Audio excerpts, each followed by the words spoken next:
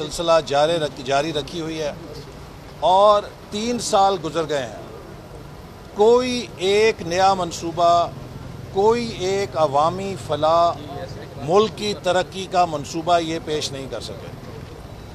وہ حکومت جو 3 سال کے بعد بھی وزیر تلاش کر رہی ہے، وہ پاکستان کی سیکیورٹی کے لیے، قومی سلامتی کے لیے خطرہ ہے. آج کا دور اکنامک سیکیورٹی کا دور ہے. آج کے دور میں ملکوں کی طاقت کا انحصار ان کی معاشی طاقت پہ ہے، ان کی معیشت کی مضبوطی پر ہے.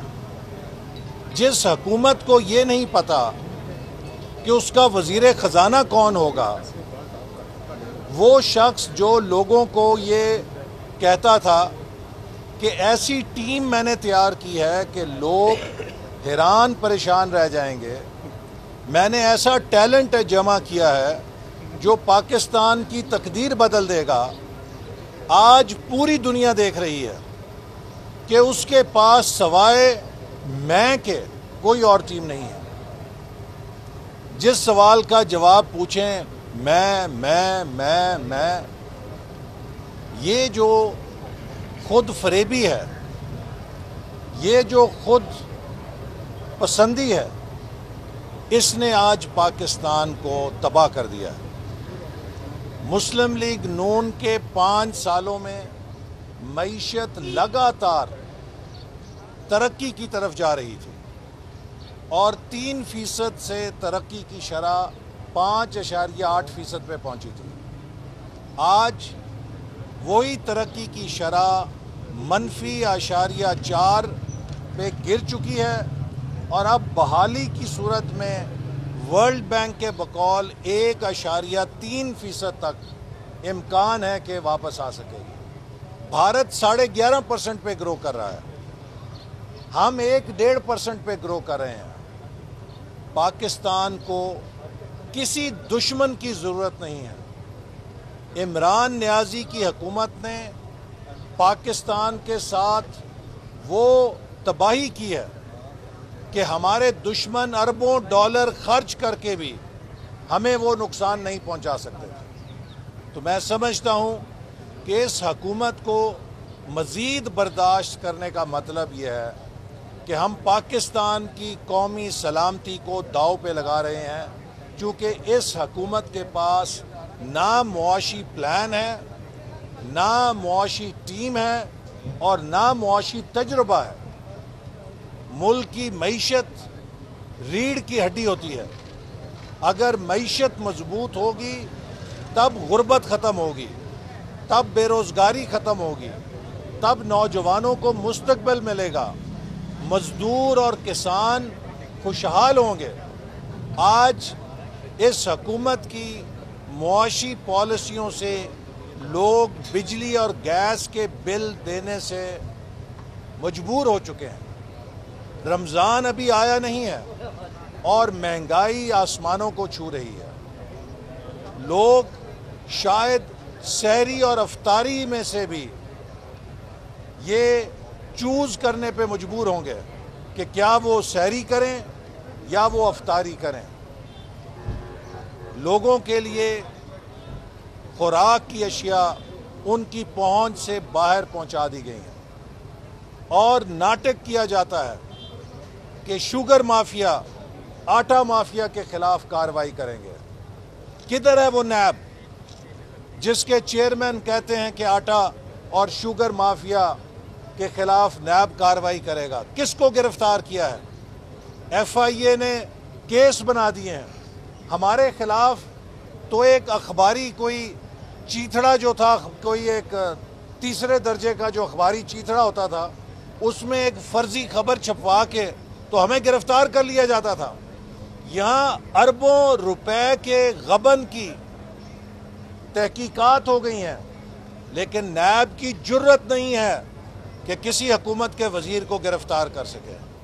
تو پھر نیب کیس نہیں دیکھتا، فیس دیکھتا ہے. ایسے اقبال صاحب، چینی بھی آپ جو ہے وہ بوٹی سے درآمد کرنے کے لیے جو ہے اس کی بھی फैसला जो वो किया जा चुका है, इसको किस नज़र से देखिए ये जो ये बताइए जमहूरी हुकूमतों में तो जो हमारी इंडिया के साथ तजारत होती है वो बंद हो जाती है, फिर किसके इशारे पर ये तजारत खुली है अचानक?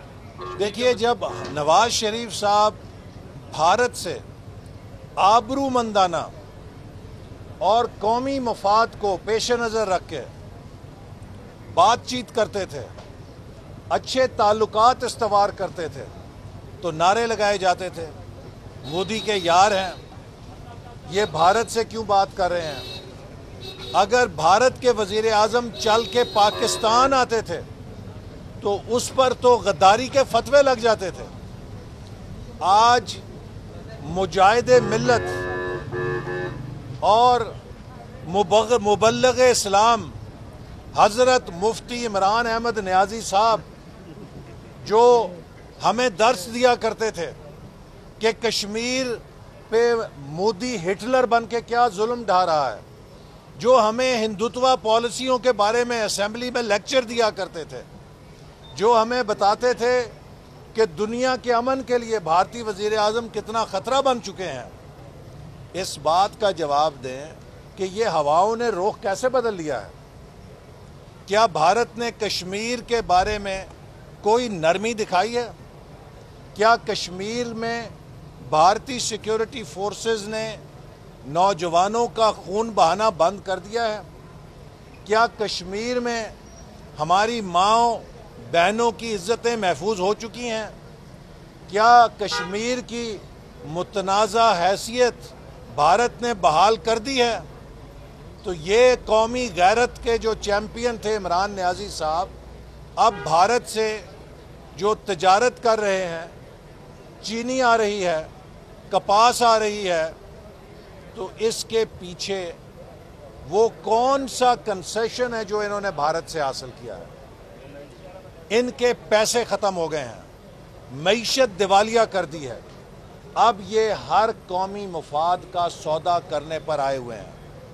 और इसीलिए मैं समझता हूँ कि वक्त है कि इस हुकूमत को घर भेजा जाए और मुल्क को बचाया जाए, और मुल्क बचाने का एक ही रास्ता है, आज़ाद मुनसिफाना इलेक्शन। और मुस्लिम लीग नून वो वाहिद पार्टी है, वो वाहिद जमात है जिसके पास मुआशी प्रोग्राम भी है, मुआशी तजुर्बा भी है और मुआशी टीम भी है। ये वाहिद पार्टी है जिसने पाकिस्तान में तरक्की को तकरीर से निकाल कर ज़मीन पे खड़ा करके दिखाया है। आज पाकिस्तान का हर शहरी मुस्लिम लीग नून के मंसूबों से फ़ायदा उठा रहा है। लाखों नहीं, करोड़ों इंसानों की ज़िंदगी में वो मंसूबे आसानी पैदा कर रहे हैं जो हमने शुरू किया था। एहसन साहब, आजकल वज़ीर आला पंजाब सरदार उस्मान बुज़दार जो हैं बहुत ज़्यादा सरगर्म हैं, कहा जा रहा है कि तूफानी दौरे कर रहे हैं, अरबों रुपए के तरक्याती देखिए वो हुकूमत, जो हुकूमत कोरोना वैक्सीन जिसकी हमें इतनी शदीद ज़रूरत है, हमारे डॉक्टर्स को ज़रूरत है, हमारे बुज़ुर्गों को ज़रूरत है, उसकी हिफाजत नहीं कर सकी। कहीं कोरोना वैक्सीन सही तरह स्टोर ना करने पे ज़ाय हो रही है और कई हज़ारों की तादाद में खुर्द बुर्द करके VIPs को कोरोना वैक्सीन दे दी गई है। ये है इस हुकूमत की मेरिट पॉलिसी। और इसके अलावा पाकिस्तान अफ़गानिस्तान के बराबर है अपनी आबादी को कोरोना वैक्सीन फराहम करने में। दुनिया में हर मुल्क ने अपनी आबादी के लिए कोरोना वैक्सीन बरवक्त खरीदी। हमारे हुक्मरान सोए रहे और अब जागे हैं जब पूरी दुनिया की कोरोना वैक्सीन की प्रोडक्शन बुक हो चुकी है। हमें फौरी तौर पे 5 करोड़ आबादी के लिए कोरोना वैक्सीन हासिल करनी है ताकि पाकिस्तान को इस वबा से बचाया जा सके। ना ये कोरोना मैनेज कर सके हैं, ना ये मईशत मैनेज कर सके हैं, ना ये खारजा पॉलिसी चला सके हैं। ये हुकूमत अब नाकाम हो चुकी है और अब इमरान खान को भी पता लग गया है कि he is only playing his last innings. اب ان کی اننگ کے آخری اوور شروع ہو چکے ہیں. آج گیا کل گیا, عمران نیازی کا جانا ٹھہر گیا ہے. لاسٹ کوشچن اسم بھائی, لاسٹ کوشچن یہ بتا دیجیے گا کہ آپ نے کہا کہ حکومت کو گھر جانا ہوگا, تو اس کے لیے تو آپ ایک پی ڈی ایم بنا تھا, اس میں پیپلز پارٹی کے اور آپ کے جو معاملات چل رہے ہیں اس سے آپ نہیں سمجھتے عوام کو بھی پریشانی ہو رہی ہے؟ پی ڈی ایم کی جماعتیں یکسو ہیں. اگر پیپلز پارٹی نے ایک سرکاری جماعت کے ساتھ اتحاد کیا ہے لیڈر آف اپوزیشن کی نشست حاصل کرنے کے لیے, تو وہ بہت گھاٹے کا میں سمجھتا ہوں سودا ہے. اس وقت ہم ایک بڑی جدوجہد میں ہیں. ہماری جدوجہد صرف عمران خان کو نکالنا نہیں ہے, بلکہ پاکستان کو اس 73 سال کے میوزیکل چیئر کے کھیل سے نکالنا ہے جس کی وجہ سے یہ ملک آگے نہیں بڑھ رہا, جس کی وجہ سے ہر 5 سال 10 سال کے بعد یہاں سیاسی بحران پیدا ہوتے ہیں. ہم نے اس ملک کو دوبارہ کھڑا کرنا ہے اور جنوبی ایشیا کے اندر سب سے تیز ترقی کرنے والی معیشت بنانا ہے اور اپنے نوجوانوں کو ایک بہتر مستقبل دے کے جانا ہے.